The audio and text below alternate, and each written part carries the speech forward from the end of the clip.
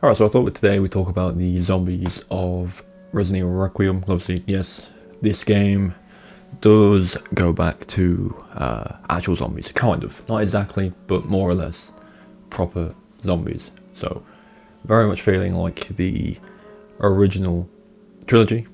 I know people have wanted zombies to come back for a while, and again, well, yes, they are essentially that.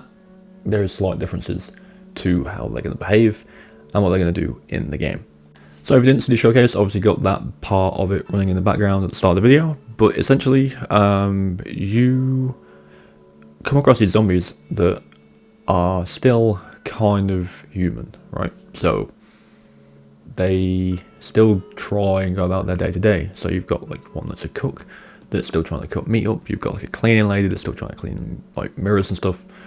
They try and retain some of their like natural kind of routine, but at the same time, obviously, they're not like people anymore, so they see you, they're going to attack you, they're going to try and eat you, like a zombie would do, and that is down to, obviously, the Elpis infection. And it's interesting, because that's not something you see a lot of in zombie games, where they're kind of like aware of what they're doing, which they are. And obviously you can see from their faces and stuff, and how they talk, that they're kind of still in there, but not able to do anything about it.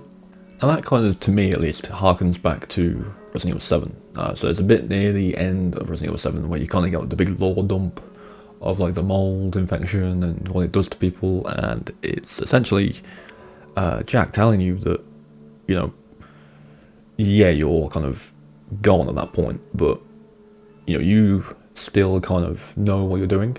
You just can't do anything to stop it from happening, which is like crazy. Obviously that's not a zombie infection, that's like a more of a telepathic kind of mind control aspect of the mold infection. But yeah, that kind of is present here as well, where they're not being like mind controlled or anything like that. They're still just infected people, but they can't stop themselves from attacking, and they know what they're doing.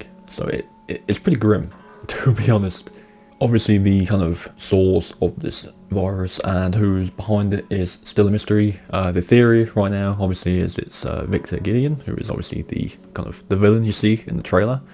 But there was also a theory surrounding him that because you only see footage of him at the hotel, or in the hotel areas at least from what you can tell, that he's not going to be the main villain of the game at all, which I wouldn't put it past them, especially after Village and how that was marketed, with Dimitrescu being like the big villain, even though she's not really in it that much, and it's kind of most of the early game. But yeah, it wouldn't surprise me if there's still a bigger villain that hasn't really been shown just yet.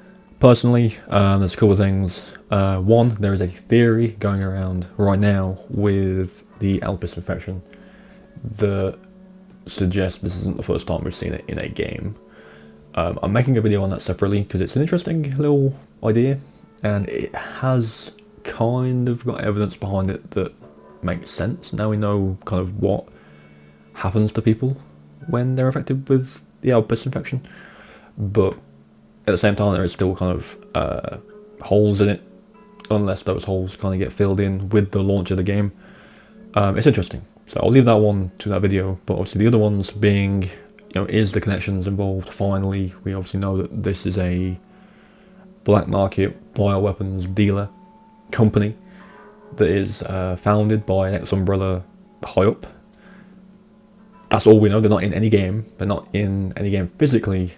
It's just a lot of stuff for that group is told through lore and files throughout 7 and 8.